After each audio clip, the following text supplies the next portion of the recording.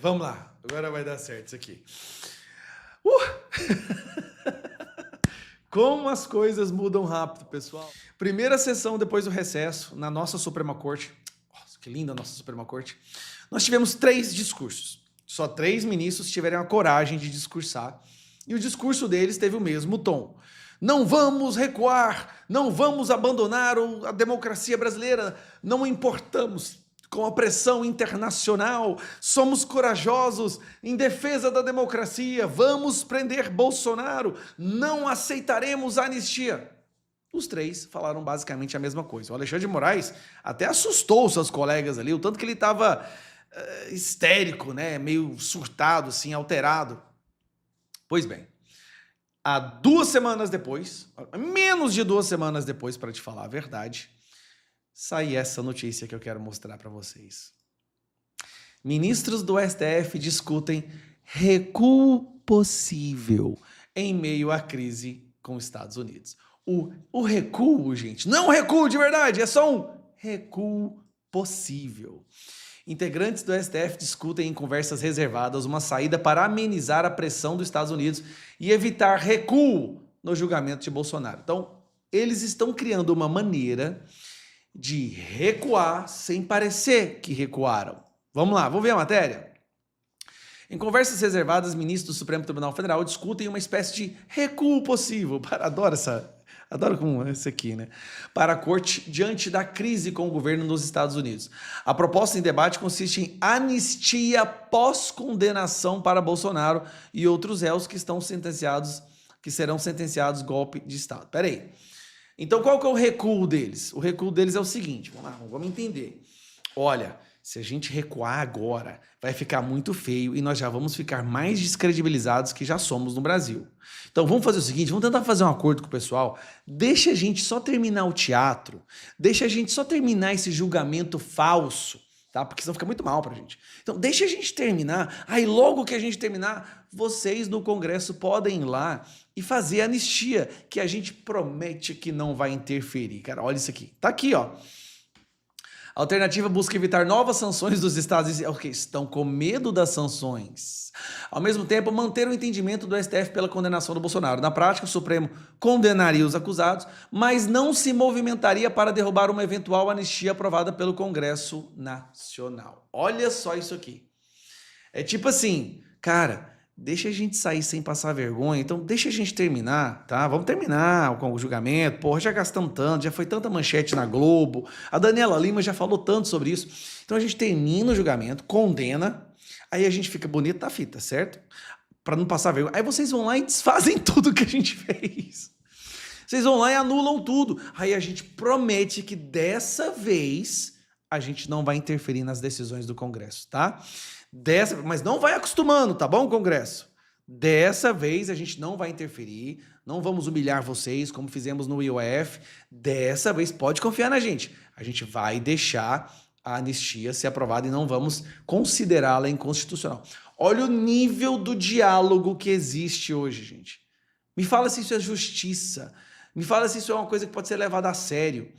Como que qualquer pessoa hoje pode aceitar ter a sua liberdade perdida por uma decisão, por uma pessoa como essa aqui?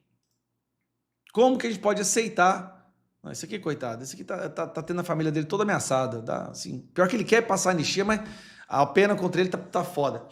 Embora o recuo possível não altere o curso do julgamento do Bolsonaro, representaria uma mudança significativa, uma vez que a Corte manteria a decisão, manteria a decisão do Congresso, mesmo que governistas judicializem a anistia alegando inconstitucionalidade. Uma preocupação do magistrado do STF se essa medida seria de fato capaz de conter a ofensiva norte-americana, já que Bolsonaro seria condenado. Ok, eles estão com medo do seguinte, cara, tudo bem, a gente pode deixar a anistia aí, mas será que se a gente condenar Bolsonaro... Resumindo, tá? Deixa eu explicar para vocês. Eles estão cagados, com muito medo. Tá escancarado. Violaram direitos humanos, perseguição política, desrespeito ao nosso devido processo legal, desrespeito à Constituição, censura de cidadãos americanos, ataque a empresas americanas, pedida de extradição de jornalistas pelo mundo afora. Tá muito vergonhosa a situação da nossa Suprema Corte. Muito, muito vergonhosa. E agora o medo deles é o seguinte, cara, nós brincamos com fogo, agora vamos ser sinceros, tem uma solução. Amigos, eu sei que os assessores do STF aí me assistem, tem uma solução. Larguem a mão do Moraes. É simples. Ou o Moraes vai levar toda a Suprema Corte brasileira para uma lama histórica. Vocês estão entendendo que vocês vão participar de uma corte que o mundo vai reconhecer como uma corte que viola direitos humanos? Vocês entendem? Pelo amor de Deus, será que não dá para entender isso? O mundo inteiro, a maioria do Brasil já reconhece. Pesquisa de hoje, nós temos mais pessoas acreditando que a gente vive numa ditadura do judiciário do que não. E vocês querem seguir adiante desse caminho? A escolha é de vocês. Façam o que vocês acharem melhor. Nesse vídeo, com muita calma, eu vou te mostrar como que essa sanção dos Estados Unidos de ontem em relação aos mais médicos é muito maior do que a imprensa tenta mostrar. Eles estão escondendo muita coisa aí. A sanção é em relação a um programa Mais Médicos que, na verdade, era um programa de financiamento da ditadura de Cuba através da escravidão dos reféns cubanos que vinham trabalhar no Brasil. Só que essas pessoas, elas vinham trabalhar no Brasil com algumas condições, tá? Os familiares dela tinham que ficar em Cuba como reféns, e se eles fugissem, a família deles iriam pagar o preço. Eles recebiam apenas 20% do salário deles, o resto era passado diretamente para o bolso do ditador em Cuba. Então esse é um processo de exploração, é escravidão mesmo. E o terceiro ponto, eles eram obrigados a sair eram proibidos a sair das cidades onde eles eram colocados.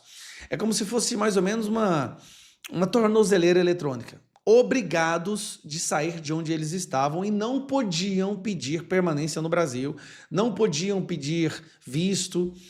Reféns. O maior esquema de refém que o mundo já viu e o Brasil financiou. O que acontece? O secretário de Estado, Marco Rubio, ele é um descendente de cubanos. Se eu não me engano, o pai, a mãe dele era cubana. Ele, melhor do que ninguém, entende o que é esse sistema de exploração e escravidão. Ao fazer essa sanção ao Brasil, a membros do governo Lula, que eu vou te mostrar quais são, você vai ficar... Até o Alexandre de Moraes está envolvido nisso. Ao fazer essa sanção, ele está mostrando para o mundo que o Brasil financiou ditaduras através da escravidão dos reféns da ditadura. Isso, assim, é mais uma pedra gigantesca para destruir essa fachada essa blindagem de democracia que o Brasil tem. O mundo está agora sabendo que o Brasil financiou ditadura escravizando os reféns dessa ditadura. Agora eu vou passar para você algumas das coisas, uma das pessoas que foram sancionadas. Alberto Kleiman. Esse cara ele está no Ministério da Saúde. Ele é o coordenador geral da COP30. Alberto Kleiman foi sancionado. Outro que foi sancionado também não tem mais visto, que também está no governo, também no Ministério da Saúde, está revoltado aqui, dizendo que é uma agressão à soberania. Por que eu separei? Para essas pessoas aqui, impedir que o Brasil escravize reféns de ditadura é ir contra a soberania brasileira. Você entende isso aqui? A soberania brasileira, para eles da esquerda, é ter o direito de escravizar reféns de uma ditadura enquanto financiando essa ditadura com o seu dinheiro. Agora eu deixei a melhor parte para o final. Essa aqui é uma matéria publicada pelo STF, tá aqui, ó, tô no site do STF, de 2017, tá vendo, ó? 30 de novembro de 2017. Me acompanha para você entender que a casa é muito mais grave. Supremo julga constitucional, ou seja, de acordo com o Supremo, o Brasil tem o direito constitucional de escravizar reféns de ditaduras. Julga constitucional o programa Mais Médicos. Agora, vamos lá. Prevaleceu o entendimento adotado pelo ministro Alexandre de Moraes, que afastou os argumentos principais apresentados pela Associação Médica Brasileira. Entre os pontos abordados, o ministro discutiu o atendimento ao direito à saúde, a necessidade de validação do diploma do médico estrangeiro e a questão da quebra de isonomia na relação do trabalho. Ou seja, o Alexandre de Moraes acredita que o que aconteceu foi certo, que o Brasil tem o direito, sim, de escravizar, de explorar reféns de uma ditadura enquanto as famílias deles eram mantidas prisioneiras. Olha que loucura que o cara fez. Segundo a leitura apresentada pelo Alexandre de Moraes, a prioridade estabelecida no Sistema Único de Saúde com o Mais Médicos foi o binômio ensino e serviços, ao invés de investir em especialização para... especialização para depois ter o retorno, fez os dois ao mesmo tempo. Aqui não se trata de vínculo empregatício. É uma forma encontrada também em outros países de especialização junto à prestação de serviço.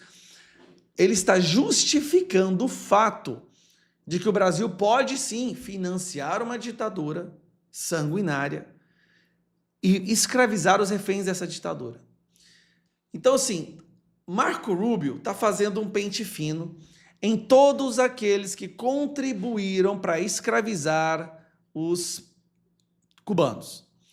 E aí, de repente, aparece aqui um voto do Alexandre de Moraes, enquanto ministro da Suprema Corte, autorizando isso. Cara, quando você acha que não tem como piorar... Ah, outro detalhe que eu esqueci de falar, que eu acho que é importante, que é esse aqui, ó. Esse cidadão aqui também perdeu o visto, tá? A imprensa não tá falando, mas isso aqui é o Padilha, é o ministro da Saúde. O ministro da Saúde do Brasil perdeu seu visto para ir aos Estados Unidos e agora corre o risco também de ser sancionado pela lei Magnitsky. Parabéns aos envolvidos. O Brasil não só é visto como uma ditadura no mundo inteiro agora, como também um país que financia ditaduras para escravizar os reféns dela. Cara, nós estamos quase no nível do Irã. Mas antes de você ir para o próximo vídeo, eu quero pedir a sua ajuda. Para a gente vencer o sistema de desinformação do Brasil, a gente tem que ajudar as imprensas, a imprensa verdadeira que fala a verdade, que não aceita dinheiro público. É por isso que eu sou parceiro da Gazeta do Povo. Gazeta do Povo, gente, sabe quem escreve aqui? Nicolas Ferreira, Marcel Van Hatten, Cristina Gremel, Rodrigo Constantino, um jornal que fala a verdade e já foi muito atacado por isso. Apenas R$ 4,90 a mensalidade para você se tornar um assinante da Gazeta do Povo, 80% de desconto se você assinar agora. É só você usar esse QR Code que está aqui, ou o link que eu estou deixando na descrição, ou também fixado nos primeiros comentários. Para destruir a mentira, vamos fortalecer a verdade. Imagine a Gazeta do Povo superando a Folha de São Paulo e se tornando o jornal de maior assinaturas no Brasil. Já é um gigantesco passo para a gente resgatar a sanidade. Um abraço. Mas antes de você ir para o próximo vídeo, eu quero pedir a sua ajuda. Para a gente vencer o sistema de desinformação do Brasil, a gente tem que ajudar as imprensas, a imprensa verdadeira que fala a verdade, que não aceita dinheiro público. É por isso que eu sou parceiro da Gazeta do Povo. Gazeta do Povo, gente, sabe quem escreve aqui? Nicolas Ferreira, Marcel Van Hatten, Cristina Gremel, Rodrigo Constantino, um jornal que fala a verdade e já foi muito atacado por isso. Apenas R$ 4,90 a mensalidade para você se tornar um assinante da Gazeta do Povo, 80% de desconto se você assinar agora. É só você usar esse QR Code que está aqui, ou o link que eu estou deixando na descrição, ou também fixado nos primeiros comentários. Para destruir a mentira, vamos fortalecer a verdade. Imagine a Gazeta do Povo superando a Folha de São Paulo e se tornando o jornal de maior assinaturas no Brasil. Já é um gigantesco passo para a gente resgatar a sanidade. Um abraço.